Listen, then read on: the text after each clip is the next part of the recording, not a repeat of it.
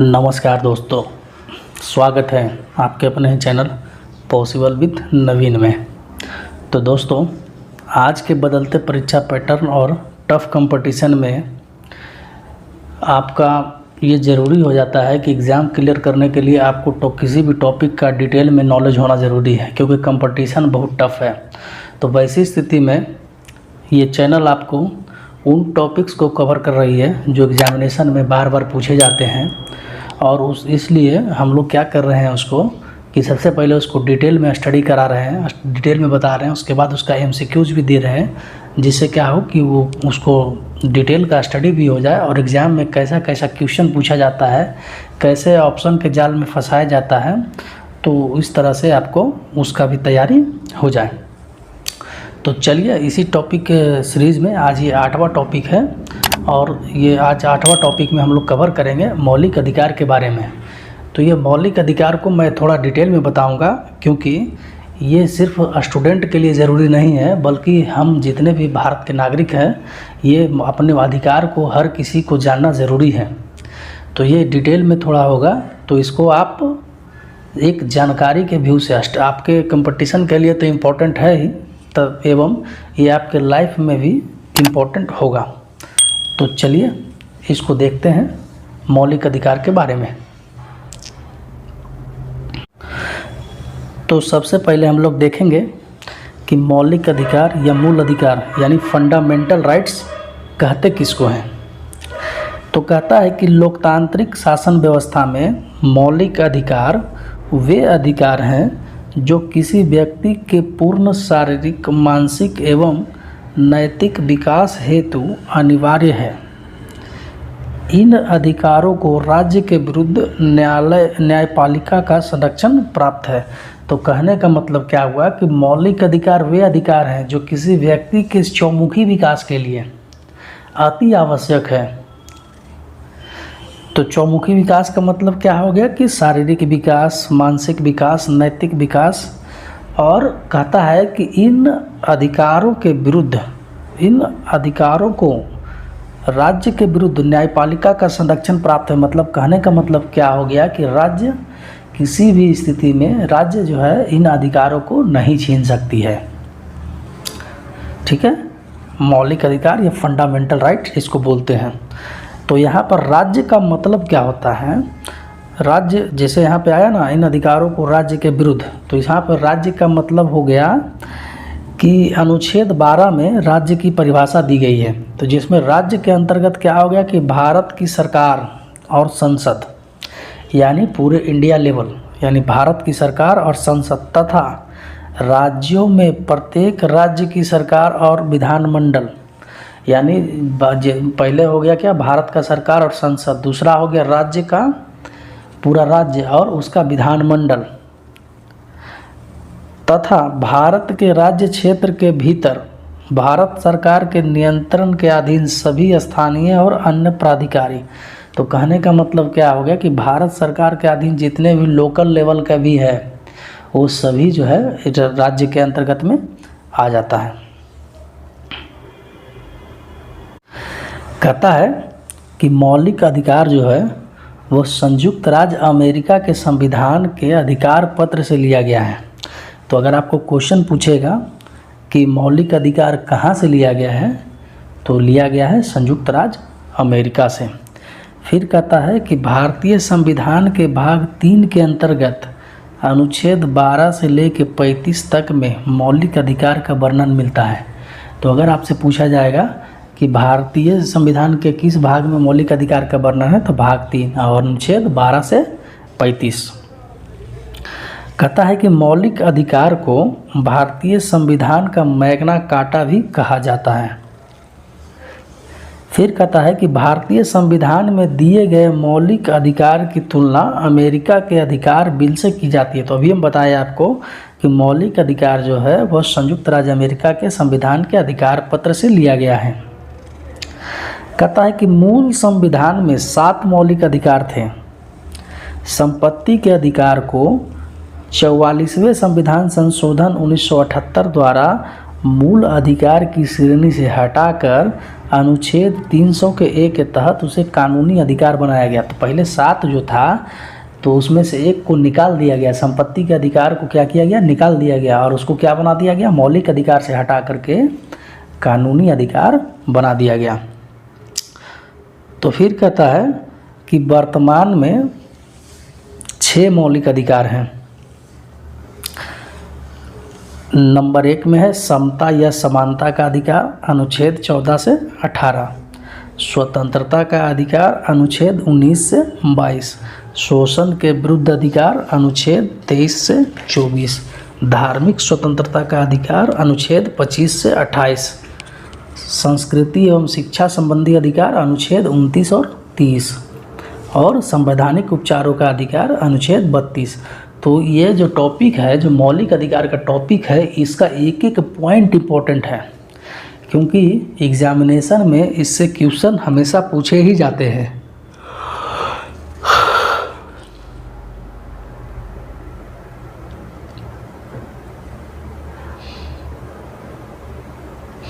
फिर देखिए, कहता है कि समता का अधिकार, अनुच्छेद 14 से 18।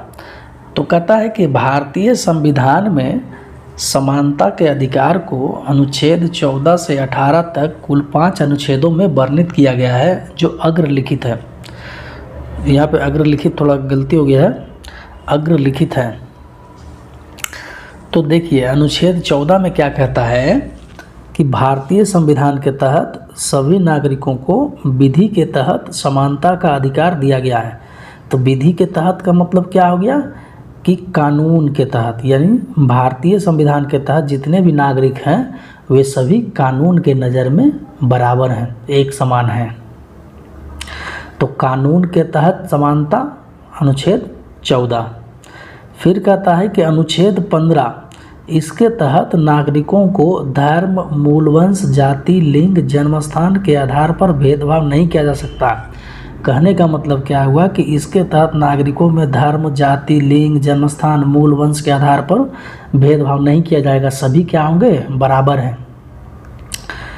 फिर कहता है कि अनुच्छेद 16 कहता है इसके तहत राज्य के अधीन लोक नियोजन में सभी नागरिकों को अवसर की समानता प्रदान की जाएगी। तो लोक नियोजन का मतलब क्या हो गया कि सरकार, इसके तहत सरकार अगर कोई भी मान लीजिए कि वैकेंसी निकालती है या फिर कोई भी ऐसा चीज़ निकालती है जो जनता के लिए होती है, तो उसमें क्या है कि सभी नागरिक क्या है, बराबर है और सबको समान अवसर मिलेगा। तो फिर कहता है कि अनुच्छेद 17, तो कहता है कि इसके तहत अस्पृश्यता यानी छुआछूत का अंत कर दिया गया है। अनुच्छेद 18, तो इसके अनुसार उपाधियों का अंत कर दिया गया है। केवल सेना या विद्या संबंधी सम्मान के अलावा राज्य और कोई उपाधि प्रदान नहीं करेगा।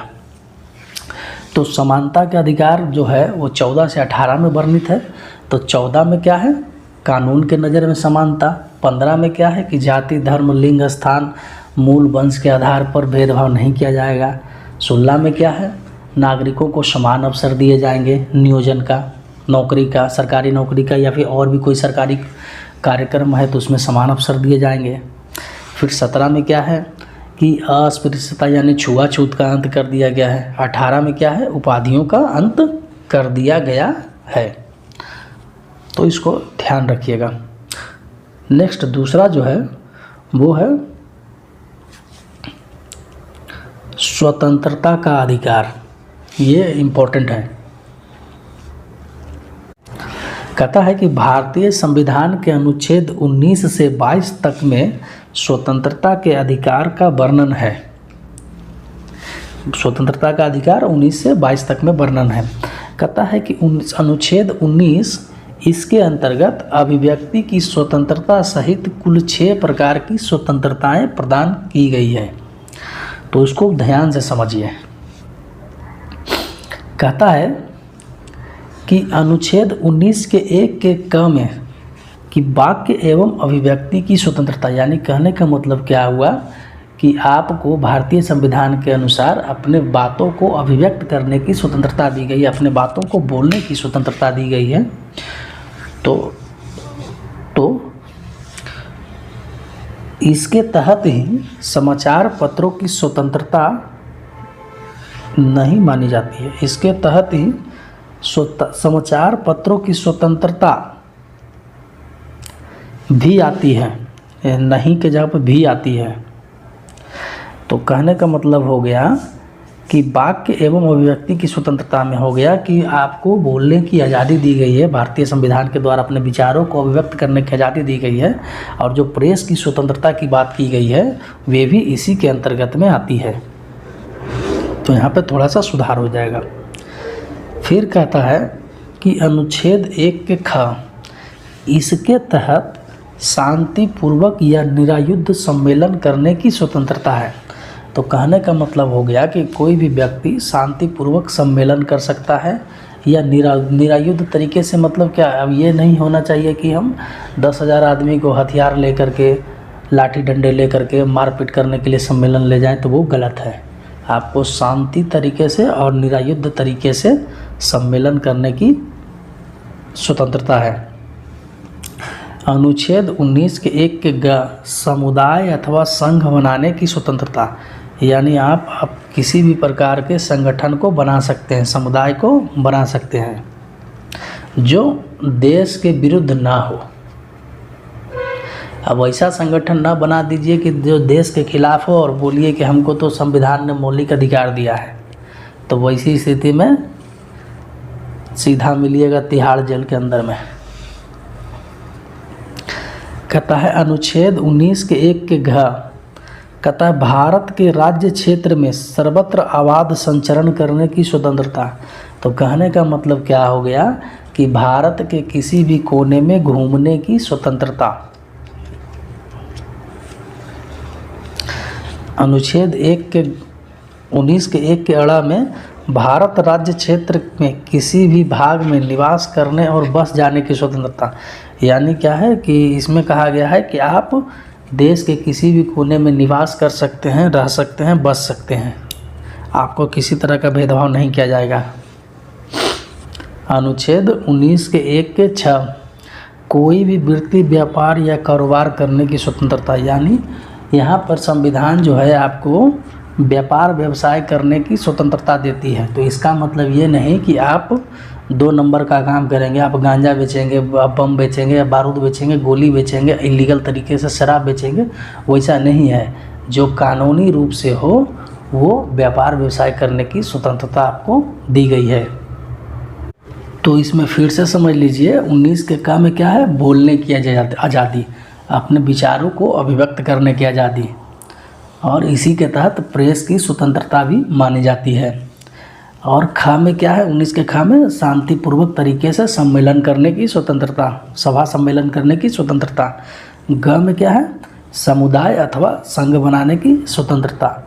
घ में क्या है, देश के किसी भी कोने में घूमने की स्वतंत्रता। अड़ में क्या है, देश के किसी भी कोने में निवास करने या बस जाने की स्वतंत्रता।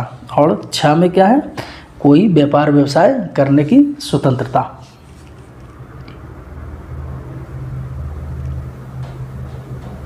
फिर कहता है कि अनुच्छेद 20 कहता है कि इसके तहत अपराधी के लिए दोष सिद्ध के संबंध में संरक्षण प्रदान किया गया है। तो देखिए, कहता है कोई भी व्यक्ति तब तक अपराधी नहीं माना जाएगा जब तक कि उसने प्रवृत्त विधि का उल्लंघन नहीं किया हो। तो कहने का मतलब क्या हुआ कि कोई भी व्यक्ति तब तक अपराधी नहीं माना जाएगा जब तक उसने कानून का उल्लंघन नहीं किया हो। तो कहता है कि कोई व्यक्ति को एक ही अपराध के लिए 2 बार दंडित नहीं किया जा सकता। मान लीजिए कोई व्यक्ति है, अपराध कर दिया, तो उसको एक ही अपराध के लिए दोबारा सज़ा नहीं मिलेगा, एक ही बार होगा। कहता है किसी अपराध के लिए अभियुक्त किसी व्यक्ति को स्वयं अपने विरुद्ध साक्षी होने के लिए बाध्य नहीं किया जाएगा। मतलब कहने का मतलब क्या हुआ कि किसी भी, मान लो कोई व्यक्ति कोई अपराध कर लिया, तो उस पर यह दबाव नहीं बनाया जाएगा कि खुद का खुद विटनेस बन जाओ, खुद साक्षी बन जाओ, वैसा दबाव नहीं बनाया जाएगा। तो अनुच्छेद 20 को आप लोग समझ जाइए। 19 तो समझ गए आप लोग कि 6 तरह की स्वतंत्रताएं हैं। 20 में 2-3 बातें हैं। पहला बात क्या है कि कोई व्यक्ति को तब तक अपराधी नहीं माना जाएगा जब तक उसने कानून का उल्लंघन न किया हो। दूसरा में क्या है कि कोई व्यक्ति को एक ही अपराध के लिए दोबारा सज़ा नहीं मिलेगा, और किसी अपराध के लिए अभियुक्त को किसी व्यक्ति को स्वयं अपने विरुद्ध साक्षी होने के लिए बाध्य नहीं किया जाएगा। तो अब समझिए अनुच्छेद 21 के बारे में। कहता है कि किसी भी व्यक्ति को उसके प्राण व दैहिक स्वतंत्रता को विधि द्वारा स्थापित प्रक्रिया के द्वारा ही वंचित किया जा सकता है, अन्यथा नहीं। तो इसमें मोटा मोटी आपको समझना क्या है कि इस भारत के सभी नागरिकों को प्राण एवं दैहिक स्वतंत्रता प्रदान की गई है। तो इसका मतलब ये नहीं है कि आपका प्राण नहीं लिया जाएगा, प्राण लिया जा सकता है अगर आप कानून के नज़र में गलत हैं और संवैधानिक प्रक्रिया के हिसाब से अगर आपको फांसी की सज़ा दे दी जाती है तो वैसी स्थिति में ये वाला आपको लागू नहीं होगा, ये स्वतंत्रता आपको नहीं मिलेगा, आपको वहाँ पर फांसी दे दिया जाएगा। तो वही कह रहा है कि किसी भी व्यक्ति को उसके प्राण या दैहिक स्वतंत्रता को विधि द्वारा स्थापित प्रक्रिया के द्वारा ही वंचित किया जा सकता है, अन्यथा नहीं। अगर विधि के द्वारा स्थापित प्रक्रिया के द्वारा भी वंचित न किया जाने का रहे तो क्या होगा कि कोई भी आदमी को फांसी की सज़ा नहीं मिलेगी, चाहे वो कितना भी जघन्य अपराधी क्यों ना हो। तो इसीलिए इसमें ये प्रक्रिया है कि विधि द्वारा स्थापित प्रक्रिया के द्वारा ही वंचित किया जा सकता है, अन्यथा नहीं। अनुच्छेद 21 का को जोड़ा गया है 86वां संविधान संशोधन 2002 द्वारा शिक्षा के अधिकार को मूल अधिकार बनाया गया है, जिसके तहत राज्य 6 से 14 वर्ष आयु तक के सभी बच्चों को निःशुल्क और अनिवार्य शिक्षा उपलब्ध कराएगा। तो इसको भी मौलिक अधिकार के अंतर्गत में जोड़ा गया है, जिसमें क्या कहा गया है कि 6 वर्ष से 14 वर्ष तक के सभी बच्चों को राज्य जो है निःशुल्क और अनिवार्य शिक्षा उपलब्ध कराएगा। तो अनुच्छेद 21 का 86वां संविधान संशोधन 2002। अब देखिए कहता है कि अनुच्छेद 22 इसके तहत कुछ दशाओं में गिरफ्तारी और निरोध से संरक्षण प्रदान किया गया है। तो जैसे कहने का मतलब क्या हुआ कि इसके तहत जो है कुछ दशाओं में गिरफ्तारी अगर मान लीजिए आपकी गिरफ्तारी हो जाती है तो वैसी स्थिति में आपको क्या क्या अधिकार हैं इसके बारे में इसमें बताया गया है।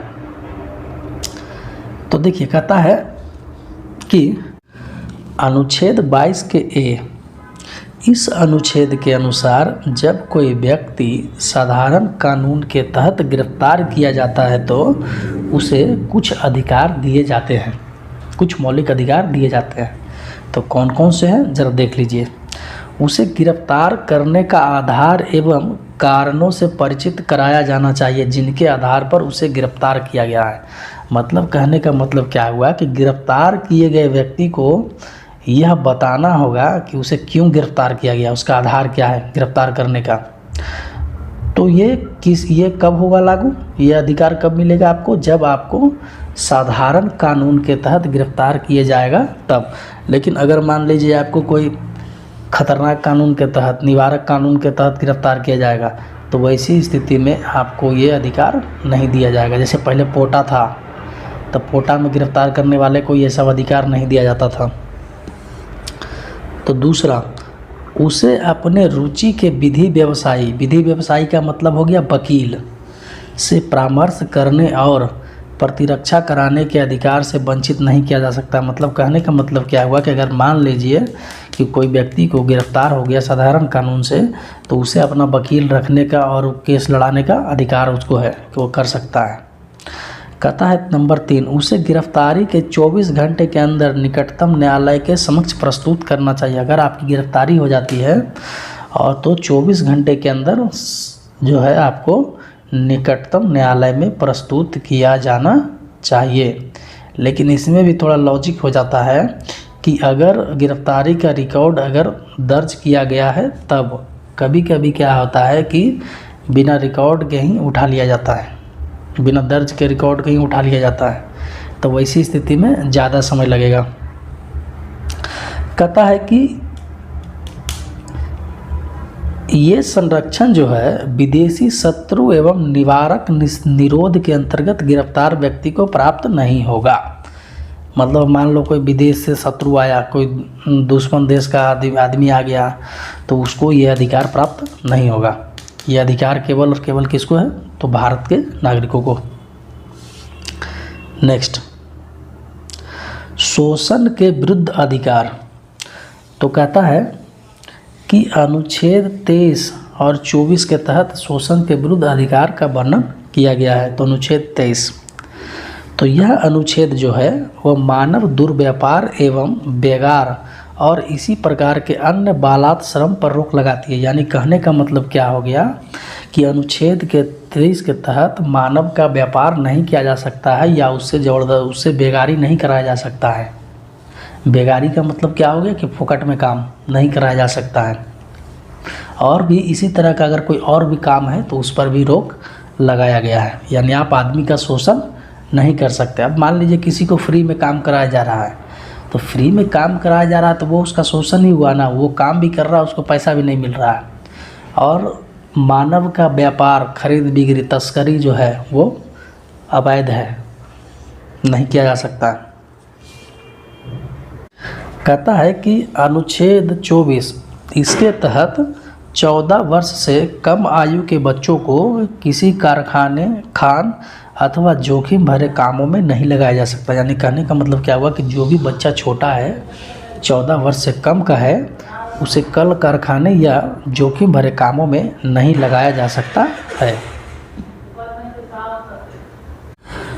तो शोषण के विरुद्ध अधिकार को समझ गए कि 23 के तहत क्या होगा कि मानव का व्यापार और उससे बेगार नहीं होगा। और दूसरा क्या है कि 24 में क्या है कि 14 वर्ष से कम आयु के बच्चे को खतरनाक जोखिम भरे कामों में नहीं लगाया जाएगा। तो अब चलिए हम लोग चलते हैं धार्मिक स्वतंत्रता का अधिकार। कहता है कि भारतीय संविधान के प्रस्तावना में 42वां संविधान संशोधन के द्वारा पंथ निरपेक्ष शब्द को जोड़ा गया। तो संविधान में पंथ निरपेक्षता की अवधारणा धर्म विहीन राज्य की अवधारणा नहीं है। इसका अर्थ है कि राज्य का अपना कोई धर्म नहीं होता है। सभी धर्मों को समान आदर व संरक्षण प्राप्त है। धर्म के आधार पर किसी के साथ भी भेद नहीं किया जाएगा। प्रत्येक व्यक्ति को धर्म की पूर्ण तथा समान स्वतंत्रता प्राप्त है। इसके तहत अनुच्छेद 25 से 28 तक सभी नागरिकों को धार्मिक स्वतंत्रता प्राप्त है। तो कहने का मतलब क्या हो गया कि भारतीय संविधान में 42वां संविधान संशोधन 1976 के द्वारा संविधान के प्रस्तावना में धर्म पंथ निरपेक्ष शब्द जोड़ा गया। तो पंथ निरपेक्ष शब्द जोड़ने का मतलब ये नहीं हो गया कि राज्य जो है वो धर्म विहीन रहेगा। इसका मतलब क्या हो गया कि राज्य का कोई अपना धर्म नहीं होगा, लेकिन राज्य के अंदर जितने भी धर्म हैं, राज्य सभी के साथ समान व्यवहार करेगा।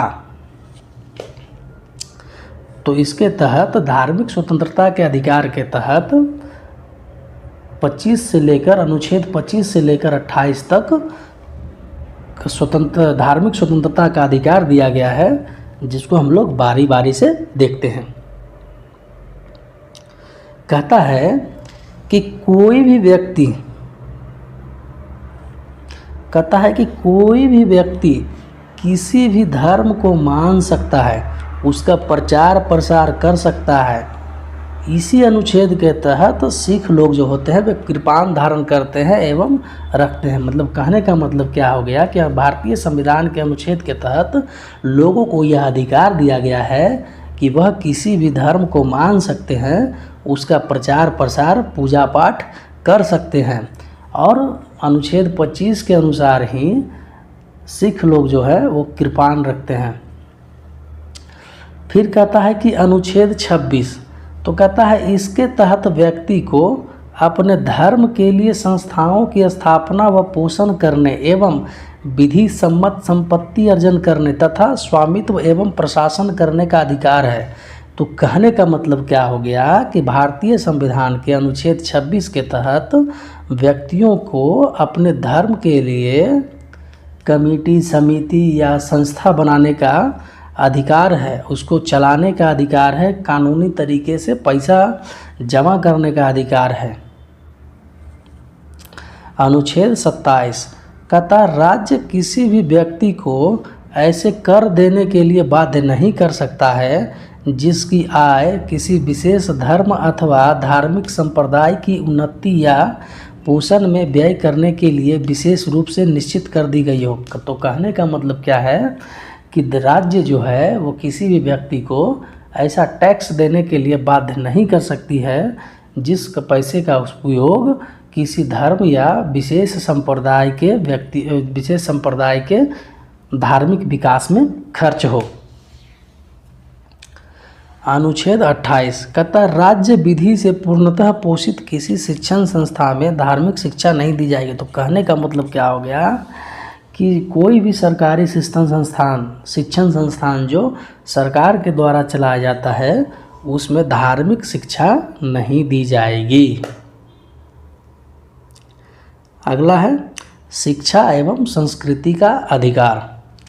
तो कहता है कि अनुच्छेद 29 के तहत अल्पसंख्यक वर्ग के हितों का संरक्षण किया गया है, जिसके तहत कोई भी अल्पसंख्यक वर्ग अपनी भाषा, लिपि और संस्कृति को सुरक्षित रख सकता है और केवल भाषा, जाति, धर्म और संस्कृति के आधार पर उसे किसी भी सरकारी शैक्षणिक संस्थान में प्रवेश से नहीं रोका जा सकता। तो कहने का मतलब क्या हो गया कि अनुच्छेद 29 के तहत अल्पसंख्यकों को संविधान ने यह अधिकार दिया है कि वह अपनी भाषा, लिपि और संस्कृति की रक्षा करे और साथ ही साथ उनको यह भी अधिकार दिया गया है कि भाषा, जाति, धर्म और संस्कृति के आधार पर किसी भी अल्पसंख्यकों को सरकारी शैक्षणिक संस्था में प्रवेश करने से नहीं रोका जा सकता है।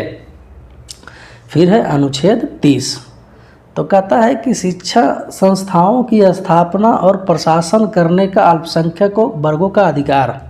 तो कहने और कोई भी अल्पसंख्यक वर्ग अपनी पसंद का शैक्षणिक शिक्षा संस्था चला सकता है और सरकार उसे अनुदान देने के लिए किसी तरह का भेदभाव नहीं करेगी। तो कहने का मतलब क्या हो गया कि अल्पसंख्यकों को अपनी शैक्षणिक संस्थान चलाने का अधिकार दिया गया है तथा सरकार उन शैक्षणिक संस्थाओं को चलाने में सरकार अनुदान भी देगी, उसमें किसी तरह का भेदभाव नहीं करेगी। नेक्स्ट,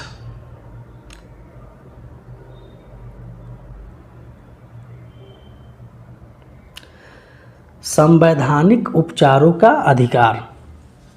तो कहता है कि भारतीय संविधान के अनुच्छेद 32 के अनुसार नागरिकों को मौलिक अधिकारों का हनन होने पर संवैधानिक उपचारों का अधिकार दिया गया है। तो कहने का मतलब क्या हो गया कि भारतीय संविधान ने तो सभी नागरिकों को कई तरह के मौलिक अधिकार दे दिए, लेकिन अगर मौलिक अधिकारों का हनन होता है तब नागरिक क्या करे।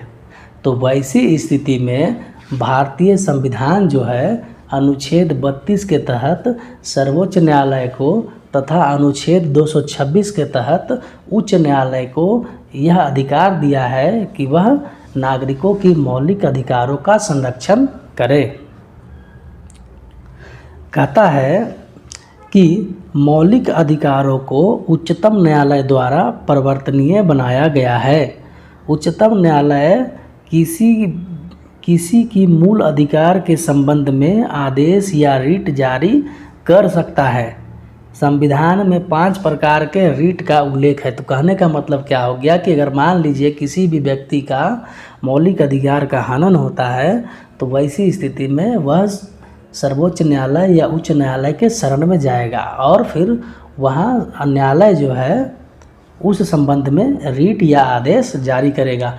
तो भारतीय संविधान में 5 तरह के रिट या आदेश का उल्लेख मिलता है, जिसको हम लोग बारी बारी से देखते हैं। तो पहला है बंदी प्रत्यक्षीकरण। यह उस व्यक्ति के प्रार्थना पर जारी किया जाता है जो यह समझता है कि उसे अवैध रूप से बंदी बनाया गया है। इसके द्वारा न्यायालय बंदी करने वाले अधिकारी को आदेश देता है कि वह बंदी बनाए गए व्यक्ति को निश्चित स्थान और निश्चित समय के अंदर उपस्थित करे, जिससे न्यायालय बंदी बनाए जाने के कारणों पर विचार कर सके। तो कहने का मतलब क्या हो गया कि यह आदेश जो है उस व्यक्ति के लिए जारी किया जाता है जिसे बंदी बनाया गया हो, और उस व्यक्ति को यह लगता है कि उसे गलत तरीके से बंदी बनाया गया है। तो वैसी स्थिति में वह न्यायालय के समक्ष जाएगा और न्यायालय जो है उस अधिकारी को, बंदी बनाने वाले अधिकारी को यह आदेश देगा कि इस व्यक्ति को निश्चित स्थान और निश्चित समय के अंदर न्यायालय के समक्ष उपस्थित करे, जिससे न्यायालय बंदी बनाए जाने के कारणों पर विचार कर सके कि सही है या गलत है या कुछ और है। दूसरा है परमादेश।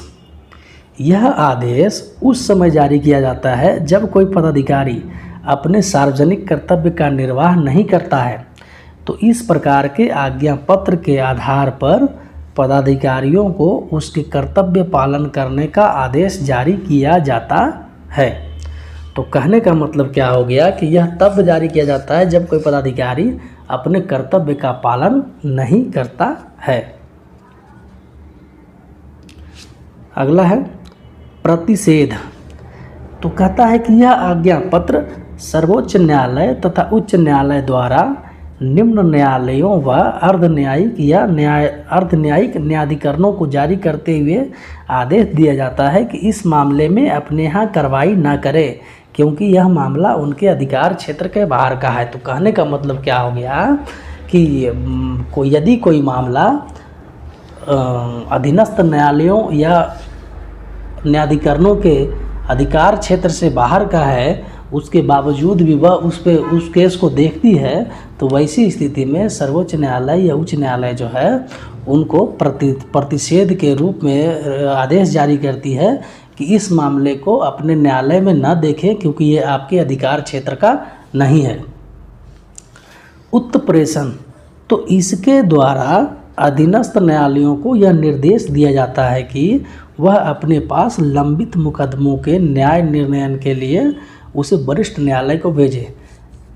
तो इसके तहत क्या होता है कि अधीनस्थ न्यायालयों को आदेश जारी कर दिया जाता है कि जो भी लंबित मुकदमा है उसको न्याय निर्णय के लिए आप वरिष्ठ न्यायालय को भेजें। अधिकार परीक्षा। तो कहने का मतलब क्या होता है कि जब कोई व्यक्ति ऐसे पदाधिकारी के रूप में कार्य करने लगता है जिसके रूप में कार्य करने का उसे वैधानिक रूप से अधिकार नहीं है, तो न्यायालय से अधिकार परीक्षा आदेश के द्वारा उस व्यक्ति से पूछा जाता है कि वह किस अधिकार से कार्य कर रहा है, और जब तक वह इस बात का संतोषजनक उत्तर नहीं देता है वह कार्य नहीं कर सकता है। तो जैसे कहने का मतलब क्या हो गया कि कोई पदाधिकारी मान लीजिए वैसा कार्य कर रहा है जिस कार्य को करने के लिए उसके पास संवैधानिक रूप से अधिकार नहीं है, लेकिन फिर भी वह उस कार्य को कर रहा है, तो वैसी स्थिति में न्यायालय जो है वो अधिकार परीक्षा रिट जारी करेगा, आदेश जारी करेगा और उस व्यक्ति से पूछेगा कि आप किस अधिकार से ये काम कर रहे हैं। तो जब तक वह व्यक्ति न्यायालय को संतोषजनक उत्तर नहीं दे देगा तब तक वह उस कार्य को नहीं कर सकता है। तो देखिए कहता है कि मौलिक अधिकारों से संबंधित अन्य महत्वपूर्ण तथ्य। तो कहता है कि मूल अधिकारों के न्यायिक संरक्षण हेतु अनुच्छेद 32 के अंतर्गत सर्वोच्च न्यायालय तथा अनुच्छेद 226 के तहत उच्च न्यायालयों को शक्ति प्रदान की गई है। तो मतलब कहने का मतलब क्या हो गया कि भारतीय संविधान द्वारा अनुच्छेद 32 के तहत सर्वोच्च न्यायालय को और अनुच्छेद 226 के तहत उच्च न्यायालयों को यह आदेश दिया गया है कि वह मौलिक अधिकारों का संरक्षण करे। कहता है संविधान उच्च न्यायालय के अधिकारों के लिए संवैधानिक उपचारों के अधिकार को, यहाँ पर गलती हो गया, टाइपिंग मिस्टेक है, संवैधानिक उपचारों के अधिकार को डॉक्टर भीमराव अंबेडकर ने संविधान की आत्मा कहा है। संविधान की आत्मा कहा है।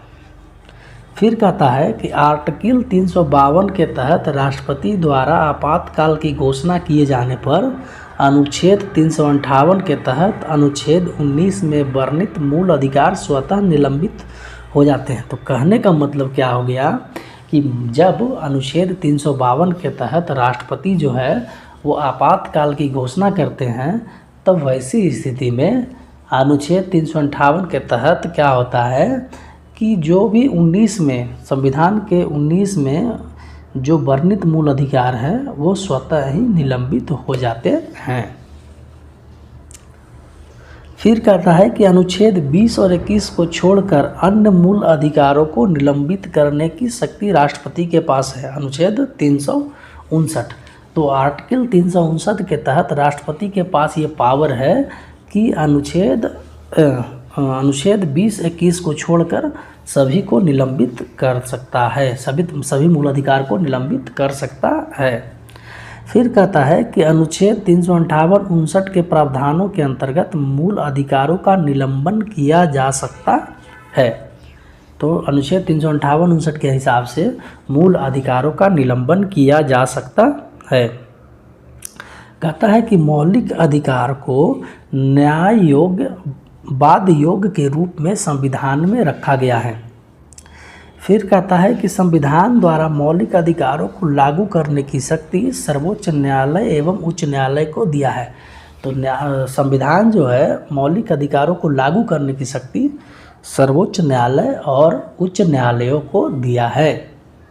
तो इस तरह से ये हॉट टॉपिक का ये 8वां टॉपिक ख़त्म होता है और इसका सेकेंड पार्ट में ऑब्जेक्टिव आएगा, जिसमें आपको दिखाएंगे हम कि कैसे कैसे ऑप्शन के जाल में आपको फंसाया जाता है। तो आपके लिए दोनों जानना ज़रूरी है, सब्जेक्टिव और ऑब्जेक्टिव दोनों पढ़ना है, जिससे ज़्यादा से ज़्यादा आपका कॉन्सेप्ट क्लियर हो सके। तो आपने इस वीडियो को देखा, इसके लिए आपको धन्यवाद। चैनल को लाइक शेयर सब्सक्राइब कीजिए। धन्यवाद।